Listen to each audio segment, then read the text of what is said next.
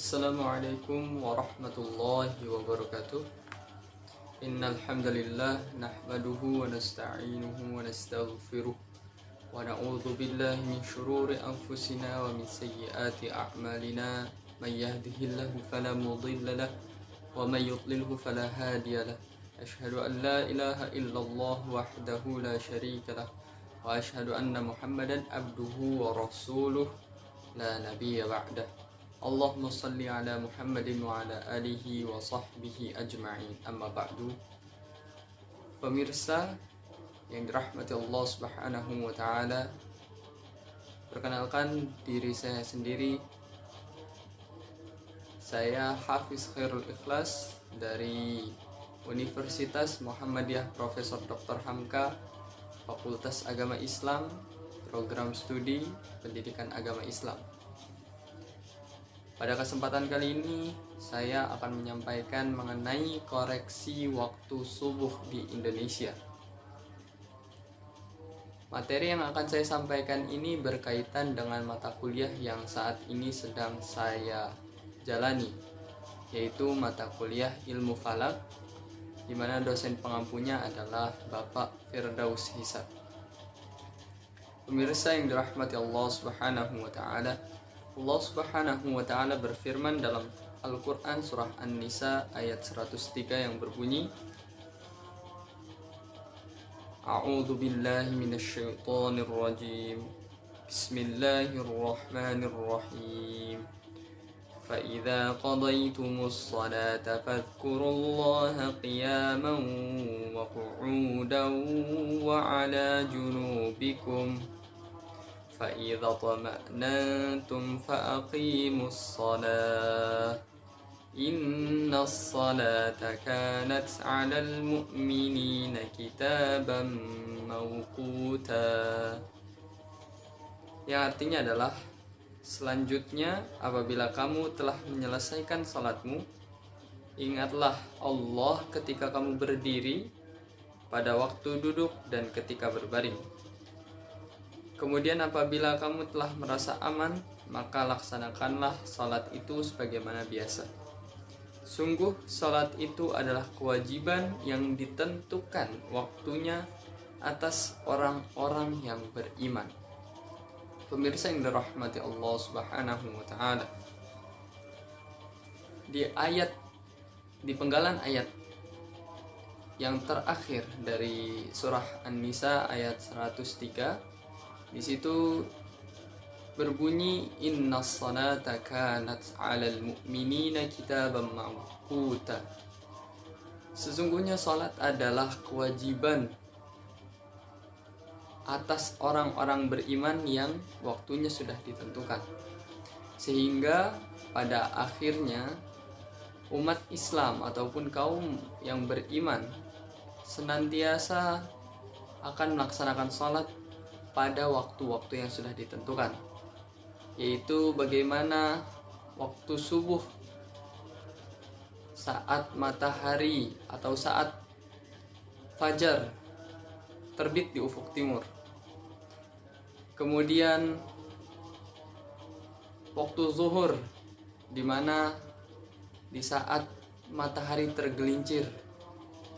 Begitu pula dengan waktu asar, waktu maghrib ataupun waktu isya, di mana umat Islam pastinya akan melaksanakan salat di waktu-waktu yang sudah ditentukan tersebut. Di Indonesia sendiri terdapat beberapa permasalahan pada penentuan waktu subuh, di mana saat ini mayoritas masyarakat Indonesia masih menetapkan waktu subuh itu di saat fajar memiliki kerendahan minus 20 derajat dari ufuk timur. Namun pada kenyataannya tinggi sekitar minus 20 derajat di ufuk timur itu, pada saat itu nyatanya fajar belum terbit, sehingga keadaan masih gelap gulita. Karenanya akhirnya Kemudian mengenai masalah waktu subuh dikaji ulang di beberapa institut, di beberapa lembaga, dan akhirnya diketahuilah bahwa waktu subuh yang sebenarnya pada saat matahari memiliki kerendahan ataupun ketinggian minus 18 derajat di ufuk timur. Pada saat itu langit sudah mulai bersinar cerah, sudah ada cahaya-cahaya yang kemudian itulah waktu yang paling tepat untuk melaksanakan ataupun masuknya sholat subuh. Tapi kenyataannya di Indonesia sendiri masih banyak yang menggunakan ketinggian minus 20 derajat di ufuk timur, sehingga sholat subuh yang dilaksanakan masih dalam keadaan gelap. Pemirsa yang dirahmati Allah Subhanahu wa Ta'ala, kejadian ini ataupun koreksi waktu subuh di Indonesia ini menjadi perhatian ketika ada ulama dari Arab yang kemudian terkaget melihat fenomena salat subuh ataupun azan subuh yang berkumandang sementara langit masih gelap. Ia mengatakan bahwasannya begitu semangatnya orang-orang Indonesia melaksanakan salat subuh sampai fajar belum terbit tapi azan sudah dikumandangkan. Kemudian hal tersebut menjadi perhatian, diteliti, kemudian dilakukan penelitian lebih dalam di beberapa tempat, seperti di lembaga Muhammadiyah tersendiri dilakukan di laboratorium Universitas Muhammadiyah Sumatera Utara, kemudian dilakukan di Universitas Muhammadiyah Profesor Dr. Hamka, dan juga di Universitas Ahmad Dahlan di Yogyakarta.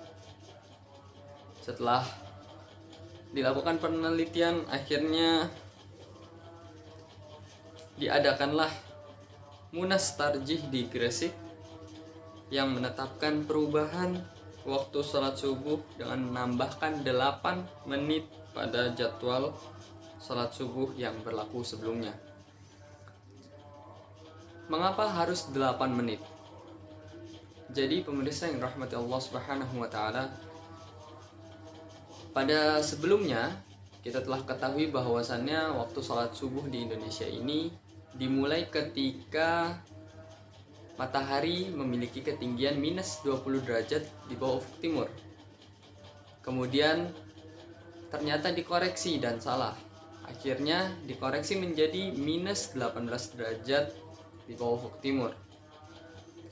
Selisih 2 derajat di antara minus 20 derajat dengan minus 18 derajat memiliki jeda sekitar 8 menit. Sehingga dapat disimpulkan bahwa setiap 1 derajat itu sekitar 4 menit. Maka dari itu, itulah yang menjadi alasan mengapa waktu subuh kita apabila belum berubah harus ditambah 8 menit. Pemirsa yang rahmati Allah Subhanahu wa Ta'ala, apabila di rumah kita jadwal sholat subuhnya masih menggunakan jadwal sholat subuh yang lama, di mana keadaan langitnya masih gelap gulita, maka mulai saat ini silahkan ditambahkan 8 menit sebagai bentuk koreksi terhadap waktu sholat subuh yang sebenarnya. Lantas bagaimana sikap kita dalam menghadapi fenomena ini? Yang pertama adalah kami ataupun dari pemirsa sendiri yang sudah mengetahui informasi ini hendaknya untuk menyampaikan dengan baik, dengan bahasa yang santun, dengan akhlak yang baik kepada orang-orang di sekitar pemirsa, agar mereka mengetahui bahwasannya waktu sholat subuh yang sebenarnya itu masih 8 menit yang akan datang. Lalu bagaimana solusinya? Silahkan pemirsa sholat subuh berjamaah di rumah apabila masjid ataupun musola terdekat masih menggunakan jadwal sholat subuh yang lama. Mengapa?